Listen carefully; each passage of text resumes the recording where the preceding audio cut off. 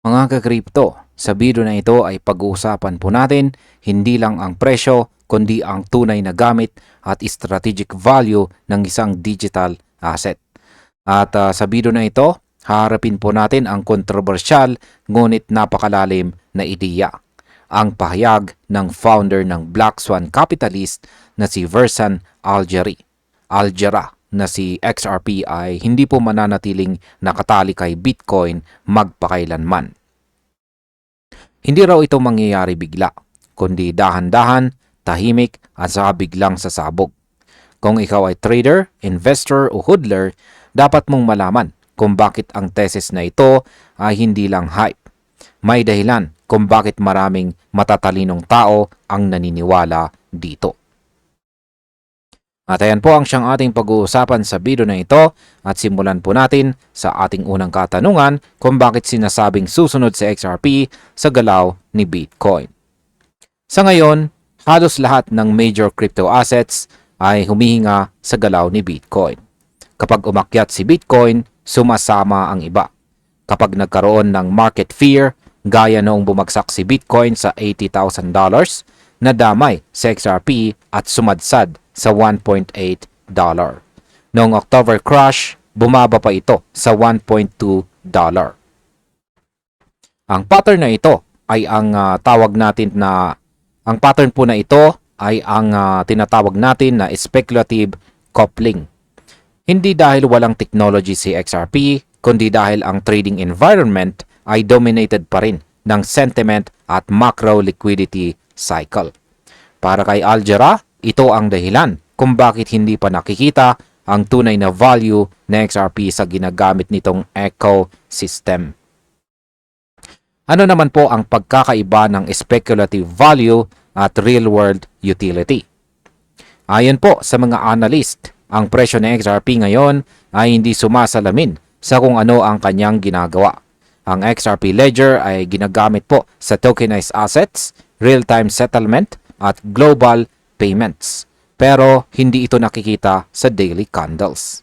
Samantalang si Bitcoin ay may value dahil po sa scarcity at narrative ng digital gold. Si XRP naman ay parang worker. Gumagalaw sa likod ng sistema at nagbibigay po ng speed, mababang fees at reliability. Sa madaling salita, ang speculative cycles ay hindi po palaging aligned or tugma sa utility cycles. At dito po nagsisimula ang konsepto ng decoupling. Ngayon ay paano po ba mangyayari ang decoupling? Gradually, quietly, then suddenly.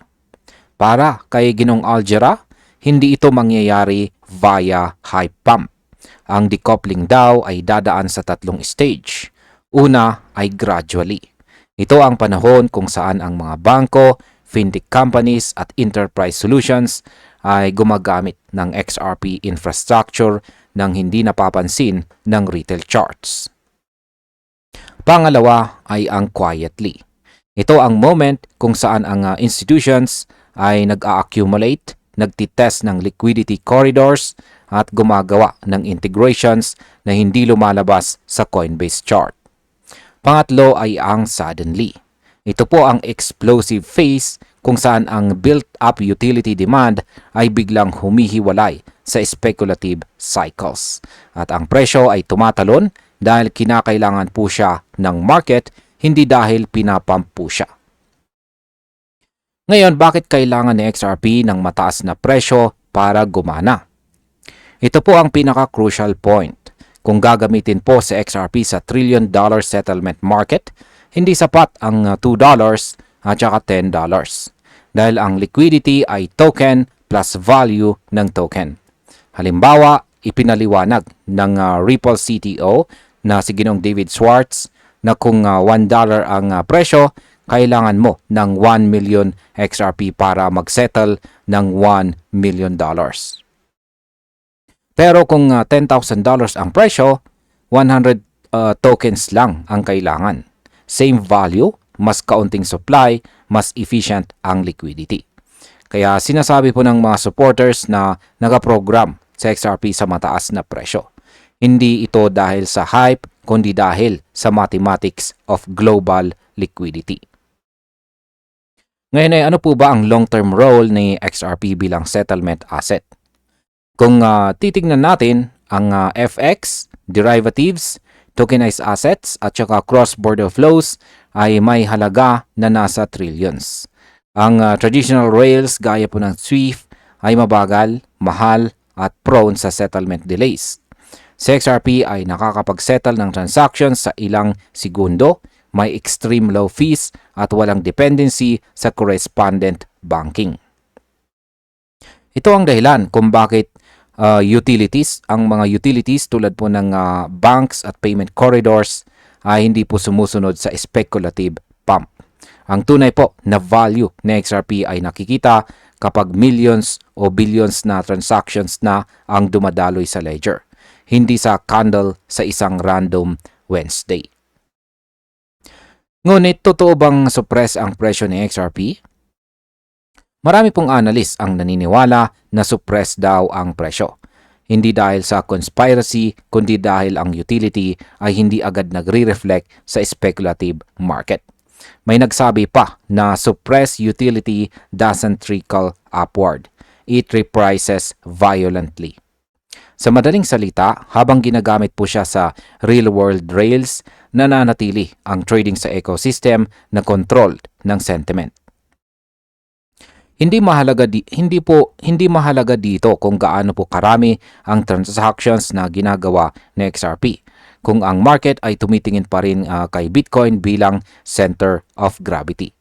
Kaya para po sa mga supporters, ang decoupling ay hindi kung mangyayari, kundi kailan mangyayari. Ngayon ay ano po ba ang sinasabi ng community tungkol sa decoupling? Sa X community, lumalakas ang paniniwala na malapit na ang turning point. May nagsabi na noong 5 years ago, ang decoupling ay parang sugal. Pero ngayon, unti-unti nang lumalabas ang signs. May mga user na nagsasabing nakikita na ang divergence dahil mas stable sa XRP kumpara kay Bitcoin noong mga nakaraang volatility spikes.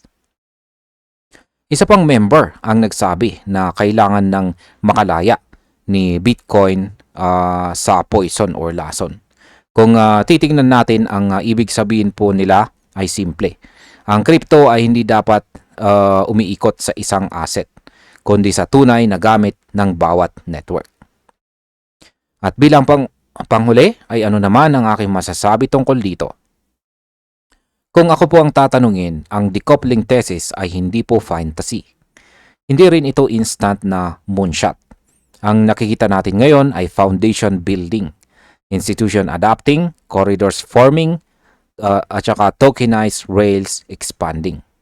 Kapag dumating po ang moment na mas mahalaga sa market ang speed at settlement efficiency kaysa sa sentiment ng Bitcoin, si XRP ay lilipad sa sarili niyang trajectory.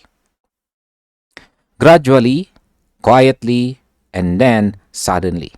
Para sa mga traders at investors, hindi ito pagkakataong maghanap ng hype.